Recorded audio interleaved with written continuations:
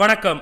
வீட்டை சுத்தம் செய்வது நம்மளுடைய வீட்டை பாதுகாக்க வேண்டிய நேரம் இது. ஆமாங்க, கொரோனா வைரஸ்க்கு எதிரான நம்மளுடைய போராட்டத்துல நம்ம ஒவ்வொருத்தர்கிட்டையும் நம்மையும் நம்மளுடைய சமூகத்தையும் பாதுகாக்க வேண்டிய பல ஆயுதங்கள் இருக்கு. முதல்ல சோப்பு மற்றும் தண்ணீர்ல அடிக்கடி நம்மளுடைய கைகளை கழுவுறது கொரோனா வைரஸை கொல்ல மிக முக்கியமான ஆயுதம். நல்லா நினைவில் வச்சுக்கோங்க. கைகளால முகத்தை தொடரத எந்த பொழுதிலும் தவிர்த்திடுங்க. நம்ம எல்லார் கையிலும் இருக்கக்கூடிய இரண்டாவது ஆயுதம் நம்மளுடைய வீட்டுல இருக்கக்கூடிய மேற்பரப்புகளை அடிக்கடி சுத்தப்படுத்துற சானிடைசர்ஸ். நம்ம எல்லார் கையிலும் இருக்கக்கூடிய இரண்டாவது ஆயுதம் நம்மளுடைய வீட்டில் உள்ள பல மேற்பரப்புகளை அடிக்கடி சுத்தப்படுத்துறது. கொரோனா வைரஸ் பிளாஸ்டிக் அல்லது இரும்பு போன்ற மேற்பரப்புகள்ல நீண்ட நேரம் உயிரோட இருக்கும். இந்த மேற்பரப்புகளை சரியா சுத்தம் செஞ்சா கொரோனா வைரஸ் உடனே இறந்துரும். அதனால உங்களுடைய வீட்டை ஒரு முறை நல்லா ஆராய்ஞ்சு பார்த்து அடிக்கடி தொடக்கூடிய மேற்பரப்புகள் அல்லது பொருட்கள் என்ன அப்படின்றத கண்டுபிடிங்க. ரொம்ப பொதுவா மேற்பரப்புகள்ல நம்ம அதிகமா தொடறதுன்னா கதவு கைப்பிடிகள், ஃப்ரிட்ஜ் கைப்பிடி, நீர் குழாய்கள், குழாயினுடைய கைப்பிடிகள்,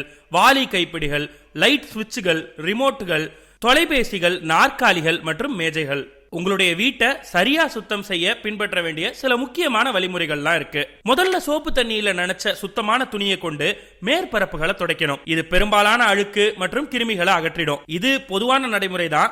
ஆனா இந்த இக்கட்டான சூழல்ல இதோட சேர்த்து உங்க வீட்டை முழுமையா பாதுகாக்கிறதுக்கு நீங்க மேல் அதிகமான துப்புரவு நடவடிக்கைகளை பின்பற்றணும். அதுக்கு என்ன பண்ணணும்னா, மற்றும் ஒரு சுத்தமான துணியால கிருமிநாசினி கரைசலோட மேற்பரப்புகளை மறுபடியும் துடைக்கணும். உங்களுடைய வீட்டுல நோய்வாய்ப்பட்ட ஒருத்தர் அல்லது வேலைக்கு வெளியில போகக்கூடிய ஒருத்தர் இருந்தா இந்த நடவடிக்கை ரொம்ப ரொம்ப முக்கியமானது.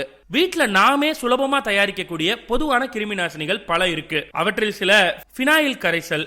இது 5 லிட்டர் தண்ணியில 3 மூடி பினாயில கலந்து தயாரிக்கலாம். டெட்டால், லைசால் அல்லது சாவ்லான் போன்றவற்றையும் இதே முறையில தண்ணீர்ல கலந்து பயன்படுத்தலாம். ஒரு முக்கியமான எச்சரிக்கை, அடுத்து நான் சிபாரிசு பண்ணக்கூடிய சில ரசாயன திரவங்கள் உங்களோட கைகளை எரிச்சல் ஊட்டலாம்.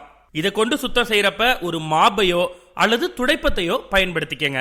ப்ளீச்சிங் கரைசல். இது 1 லிட்டர் தண்ணியில 4 ஸ்பூன் ப்ளீச்சிங் பவுடர் கலந்து தயாரிக்கப்படுது. அல்லது 0.1% சோடியோ ஹைபோக்ளோரைட் கரைசல். தொலைபேசிகள், டிவி ரிமோட்டுகள் மற்றும் லைட் சுவிட்சுகளை சுத்தம் பண்ணும்போது ரொம்ப கவனமா இருங்க. மின் விபத்துகளை தடுக்க இவற்றை சுத்தம் செய்ய உபயோகிக்கக்கூடிய துணி ஈரமா இல்லை அப்படின்றத உறுதிப்படுத்திக்கங்க. சுத்தம் செய்ய முக்கியமான இன்னும் சில பொருட்கள் மற்றும் இடங்கள் இருக்கு. உங்களுடைய உடைகள் மற்றும் பெட்ஷீட்டுகளை சோப்பு போட்டு நல்லா துவைச்சு வெயில்ல உலர்த்தி உபயோகப்படுத்தணும். மேலும் நோயாளி தங்கக்கூடிய அறை அல்லது பகுதியை சுத்தமா வச்சுக்கிறது ரொம்ப முக்கியம். அண்ட் அவங்க பயன்படுத்திய மேற்பரப்புகளை ஈரப்படுத்திய பின்பே துடைக்கணும். இதன் மூலமா உங்களுடைய வீடுகளை எப்படி பாதுகாப்பா சுத்தம் செய்யறது மற்றும் உங்களுடைய குடும்பத்தை கொரோனா வைரஸ்ல இருந்து எப்படி பாதுகாக்கிறது அப்படின்றத பத்தி கத்துக்கிட்டு இருப்பீங்கன்னு நம்புறோம்.